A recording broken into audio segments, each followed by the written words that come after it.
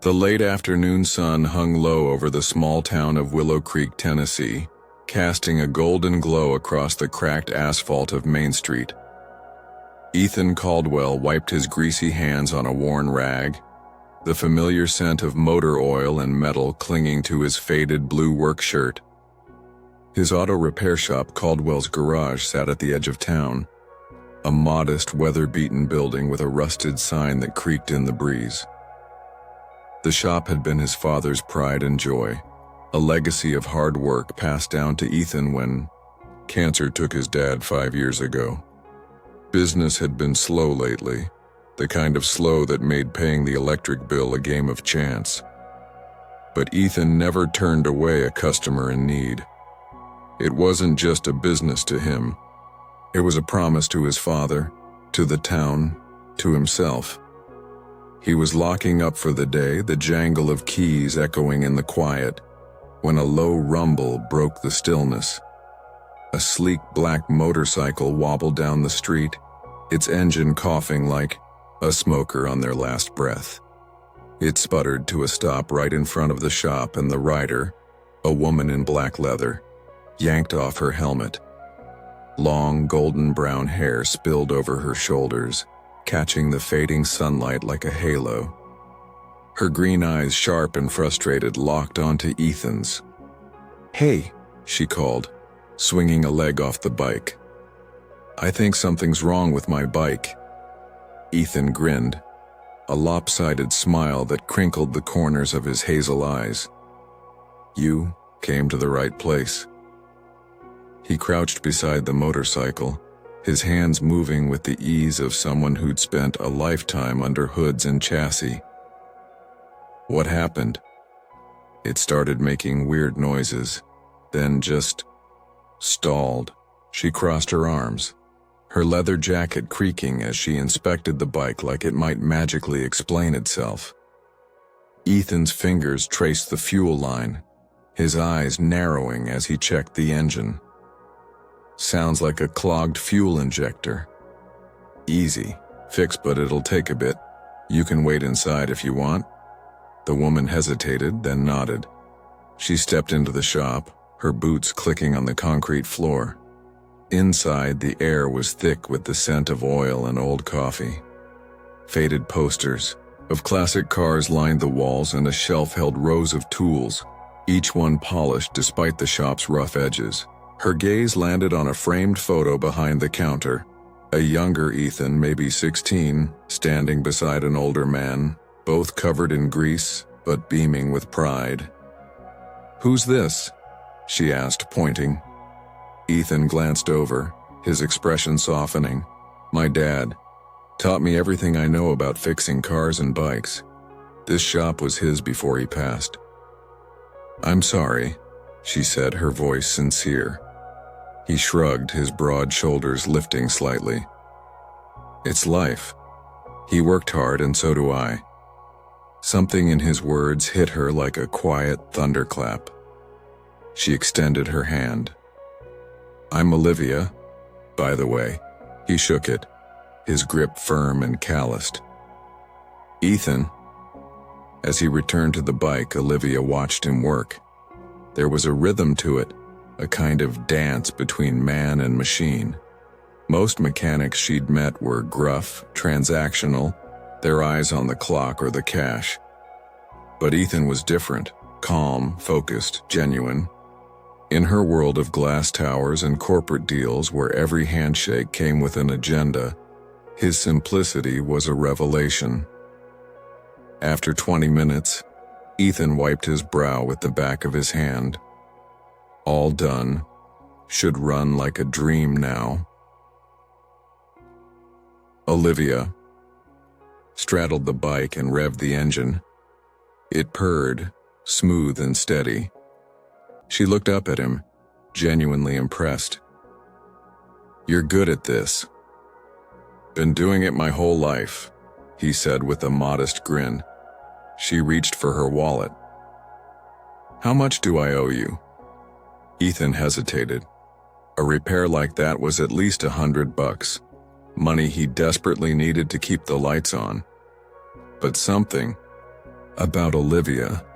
Maybe the way her shoulders relaxed when the bike roared to life, or the flicker of vulnerability in her eyes, made him pause. "Tell you what," he said. "Consider it a favor. Just promise me you'll ride safe." Olivia blinked, stunned. No one had ever refused her money. She was Olivia Carter, CEO of Carter Enterprises, a name that opened doors and commanded boardrooms. Her wealth could buy this entire town twice over, yet this small-town mechanic with his frayed shirt and grease-stained hands wanted nothing from her. "Are you sure?" she asked, searching his face. He nodded. "Yeah, you look like someone who could use a break." For the first time in years, Olivia felt something stir in her chest. Something warm, unfamiliar, real. She slipped her helmet on, hiding the smile that tugged at her lips. "Thank you, Ethan, I won't forget this." She revved the engine and sped off into the twilight, the wind carrying her thoughts back to the man who just turned her world upside down. The next morning, Ethan was elbow deep in a Chevy's engine when the roar of a car engine pulled him out of his focus. A sleek black Mercedes rolled up to the shop, its polished surface gleaming under the Tennessee sun. The driver, a man in a crisp suit, stepped out and opened the rear door. Out stepped Olivia, but this wasn't the leather-clad biker from yesterday. She wore a tailored navy dress, her heels clicking with authority, her presence radiating power. Ethan's jaw nearly hit the floor. "Olivia?" he said, wiping his hands on his rag. She smirked, her green eyes sparkling with amusement. "Surprised? You could say that." He tossed the rag onto a workbench, his heart picking up speed. "What are you doing here?" She took a step forward, her confidence unshaken. "I wanted to see you again." Ethan raised an eyebrow, leaning against the workbench. "Why?" She took a deep breath as if steeling herself. "Because I think you're the kind of person I've been searching for." He crossed his arms, a skeptical smile tugging at his lips. "And what kind of person is that?" "One who values kindness over wealth. One who doesn't care about status but about people." Ethan chuckled, shaking his head. "I take it you're not just a random biker then?" She smiled, a real smile that reached her eyes. "No, I'm Olivia Carter, CEO of Carter Enterprises." Ethan let out a low whistle. Carter Enterprises was a household name, a titan in tech and real estate worth billions. "You're serious.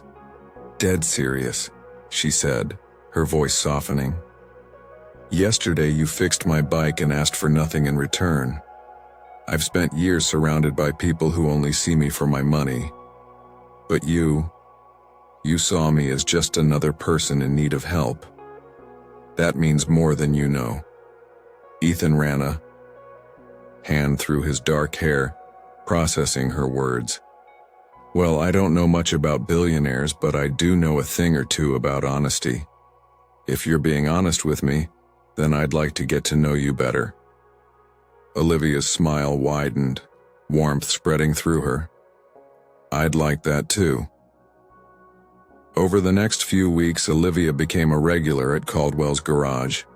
She'd show up after board meetings, trading her power suits for jeans and a t-shirt, helping Ethan with small tasks or just watching him work. They'd talk for hours, about her high-stakes world of corporate deals, about his childhood fixing cars with his dad, about the dreams they both held close. Ethan told her about the shop's struggles, how he was one missed payment away from losing it. Olivia listened, her heart aching for the man who gave so much to others while asking for so little. One evening, as the sun dipped below the horizon, Olivia sat on a stool in the shop sipping coffee from a chipped mug. Ethan was under a truck, his voice muffled as he called out, "Hand me that wrench, will you?" She laughed, passing him the tool. "You know, I could hire someone to fix all your problems. New equipment, bigger shop, whatever you need." He slid out from under the truck, his face smudged with grease.